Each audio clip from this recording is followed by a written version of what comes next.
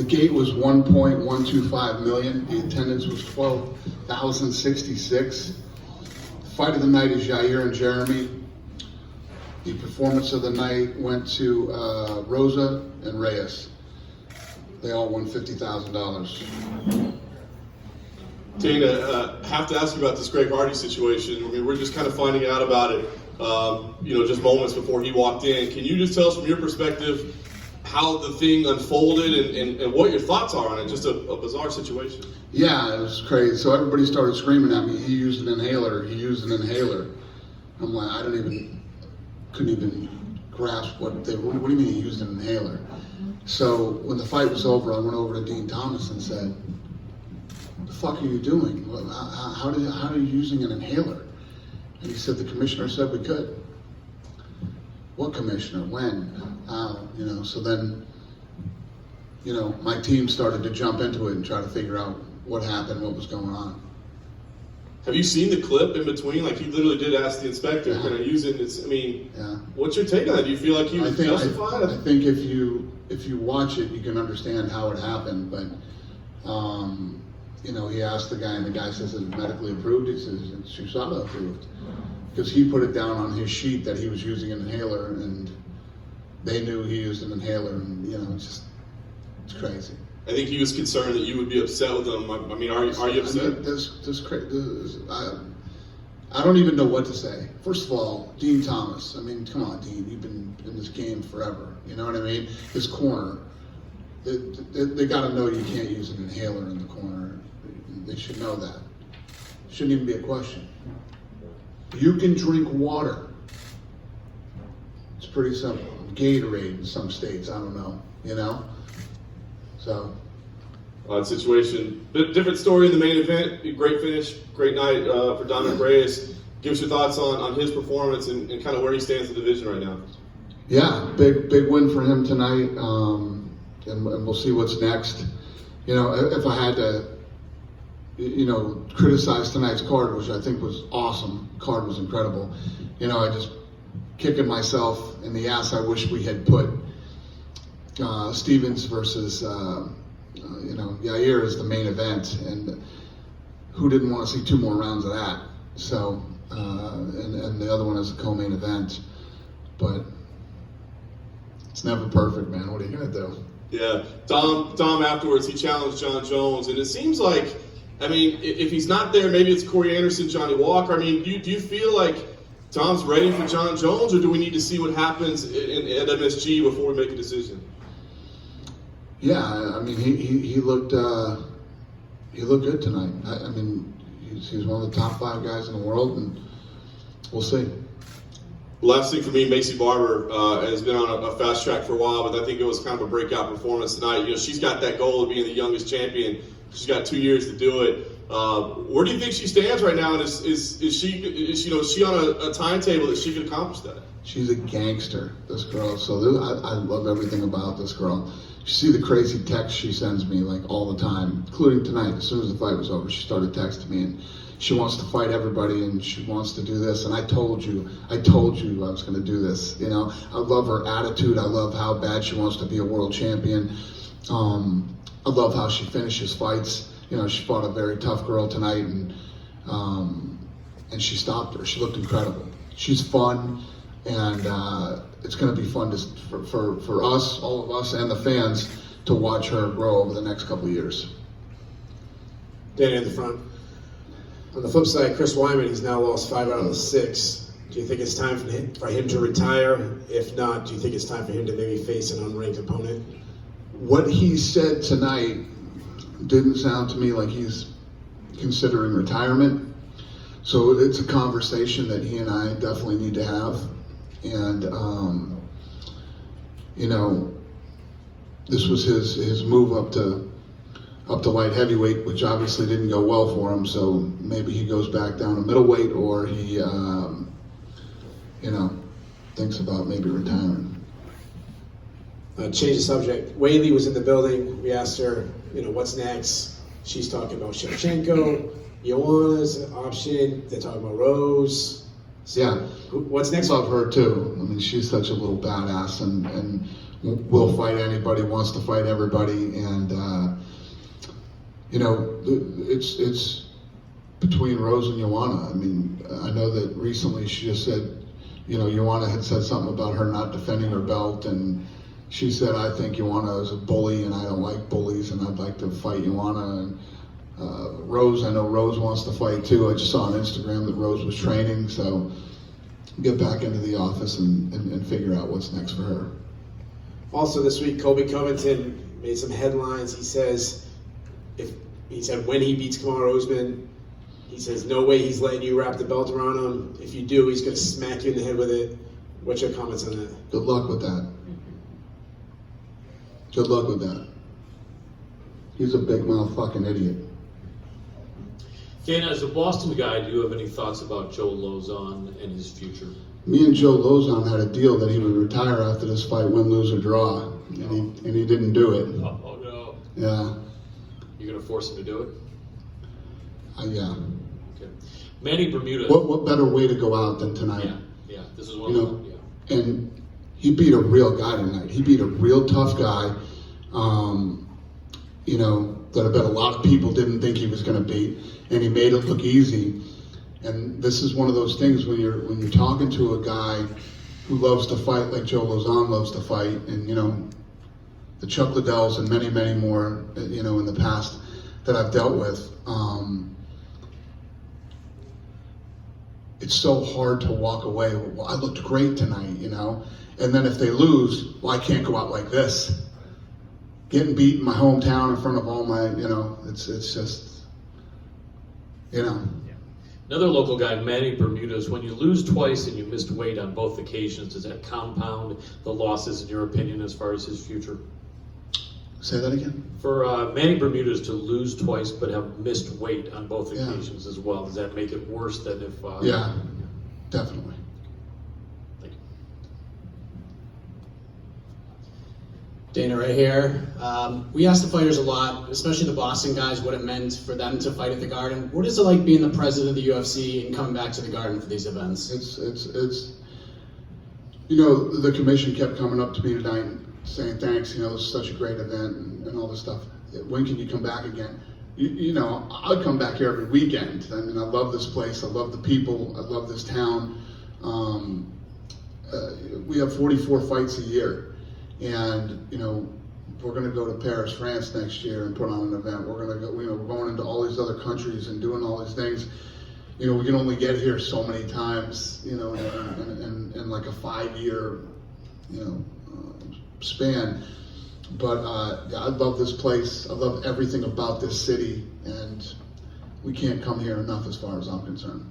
Also, with the sport, there seems to be like a lot of negativity going around, but when you have a guy like Charles Rosa, who's been out for 30 months, to come back and have a performance like he had, submitting, a submission specialist, and Manny Bermudez, he came out here and said he's the baddest MFer in Boston.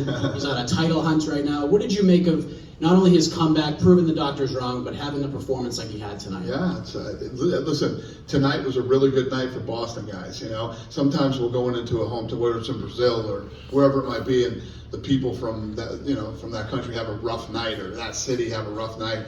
It was all good for Boston tonight, man. It was a really good showing here tonight.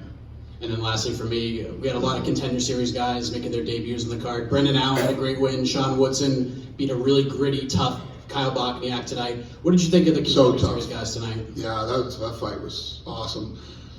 Yeah, they look good. They look good. I agree with everything you just said, and yeah, I like it. I like seeing those guys do well, and they were in great fights too. Hey Dana, congratulations on the card tonight. One quick question: we had Calvin Kattar in the audience tonight. Obviously, losing him on the card gave Stevens the opportunity to co-main event. What do you think about Calvin's entry into the UFC so far, and what do you think his future is, or his ceiling is? I love the kid. He's tough as nails. Looks better every time he comes out, and I love this too. If you look at it, his situation, he tonight was his night. He's in Boston, in his hometown, gets to fight somebody like Zabit, and the fight falls out. Now he's got to leave Boston and go to Russia and fight his, home turf, and doesn't even flinch. Does it. ready to go, ready to roll. So I got a lot of respect for him, and yeah, the Zabit fight is obviously really, really big for him. It's a big fight for his career and in that division. I hope I answered your question. I don't know if I did, but anybody else?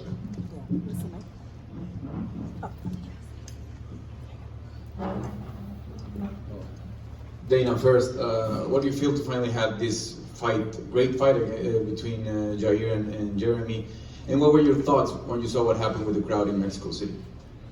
Ask me that question again. How do you think about how you feel about finally having this fight between Jair and Jeremy? And what were your thoughts when you saw what happened with the crowd in Mexico City? Yeah, I was excited for this fight. I was excited for this fight the first time and excited for this fight this time.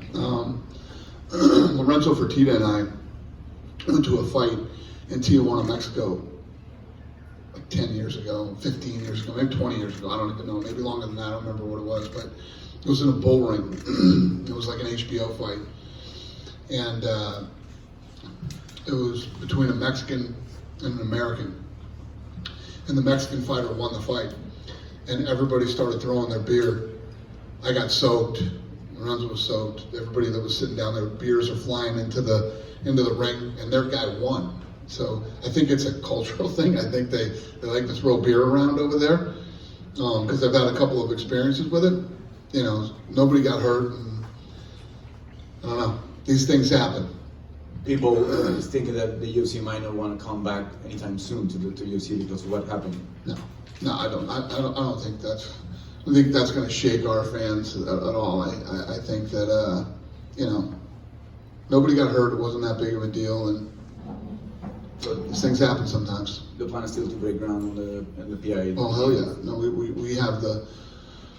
we have the space and we're moving forward. We're going to open that PI up, and as soon as that's done, I'm going to start looking for a place in Puerto Rico.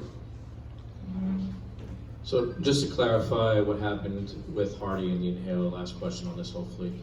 You would say it was probably confusion between his camp, what was allowed outside of a competition with the inhaler being ticked off on his form and being okayed, and them thinking, okay, I can do that in between rounds? I have no clue what anybody who was involved in that situation was thinking, but it's, you know, let me start here with, you know, and I don't want to sound like I'm being negative on the commission, but these guys don't have a lot of big fight experience when we come into places that, you know, aren't Vegas. You know, you see it with different referees and judging and things like that. They don't have a lot of big fight experience. And I don't know what anybody was thinking. From Dean Thomas, the rest of the cornermen, Greg Hardy, the commissioner that was in the octagon with him, you can drink water. It's pretty simple. So I don't know. For me to speak on what anybody was thinking, we have it on video. We have it all on video and audio, the whole conversation. And it goes. Have sugary drinks, for example. What's that? You can't even have sugary drinks, as Yeah? you said. You drink water.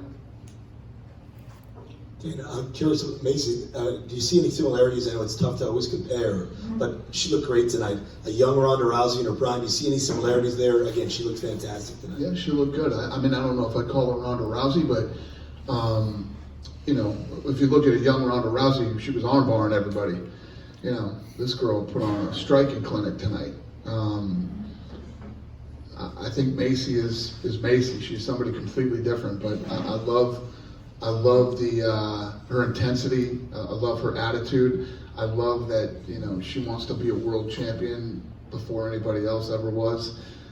It's fun. She's fun to watch. She's fun to listen to. I posted an interview with her today, and if you sit and listen through the whole interview, she speaks really well. She's very smart, and yeah, I can't say enough good things about her. She's fun. And I think you touched on this briefly for the next for Dominic. Is it likely Dominic John, do you think, is the next? Oh, I have no idea. Too far in advance? I haven't even thought about it. It was mentioned in here tonight, but I haven't thought about it. We'll see when we get back to the office and start making fights again. Speaking of another possible title challenger, there isn't anybody really jumping out as the next one to challenge the winner of Max Holloway versus Alex Volkanovski. Do you think Yair did enough tonight to earn a title shot? And if not, would it be the winner of Zabit and Calvin Kattar? Say that again. Well, all right, I'll close it down. So you guys all know that I don't matchmake the night of the fight, but everybody wants to ask me questions about what's next. Go ahead. Did Yair do enough to earn a title shot after tonight? Yeah. I don't know. I can't even think about that. I have to think about. If you ever seen the war room at the UFC, everything's written on the wall. We go through. There's a lot of things that go into picking who's next, timing, and tons of different stuff. So I don't know. We'll see. Speaking about what's next, Dana, the BMF belt, has that been created and will that be defended after this fight? It's being built right now. I'll actually have it the Thursday before the fight. I'll physically have it in my hands. And no, right here, right now, no, I don't think that belt would be defended. A one-off. It's a one-time. Yeah, it's fun. It's fun. He said it. I was in a meeting one day with the guys, and I said, "Call me crazy, but what do you think about this?" They loved it, so we did it.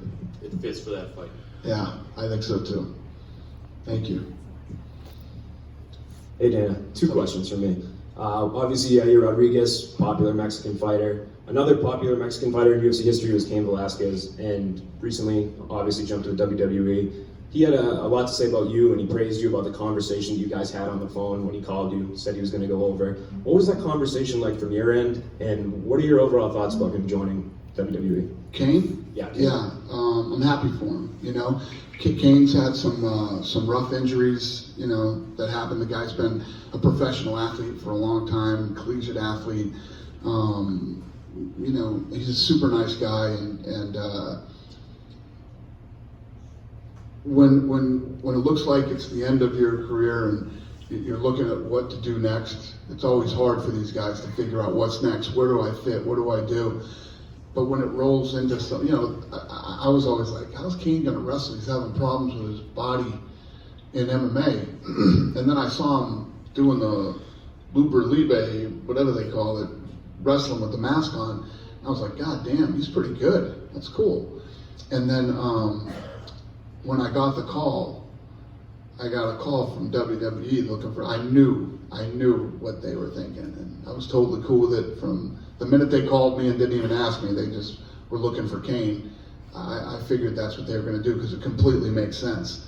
And I'm happy for him. I'm happy for his family, and I hope he does well like Ronda did and makes a lot of money. And you know, I hope the fans over there love him. In a non-inhaler related Greg Hardy question, what were your thoughts on the performance? You know, he came out here and he said that he felt like he showed a lot of new facets of his game. He went the distance. Obviously the fans, when they don't see finishes, sometimes they boo. Where did you fall on that spectrum of the fight itself? Well, I think it's one of the things in this fight too. If you look at physiques, Sassoli versus Greg Hardy, I think that fans look at the fight and say, oh, they're just giving this guy a layup, or Sassoli is not that guy. The matchmakers believed that Sassoli would clip Hardy in this fight and hurt him, and thought that this was a really big test for him. And you know, this inhaler thing is crazy. He didn't need the inhaler. He was easily winning the fight. He didn't even look like he was winded sitting on the, you know, it's just so crazy. But you know, if you're somebody who knows how good Sassoli is and what he brings to the table, this was a big test for Hardy tonight. And he passed it until the third round, the corner. So we'll see what's next for him, and you know, take him up another step. Is that it? Yeah. Thanks, guys. Have a good night.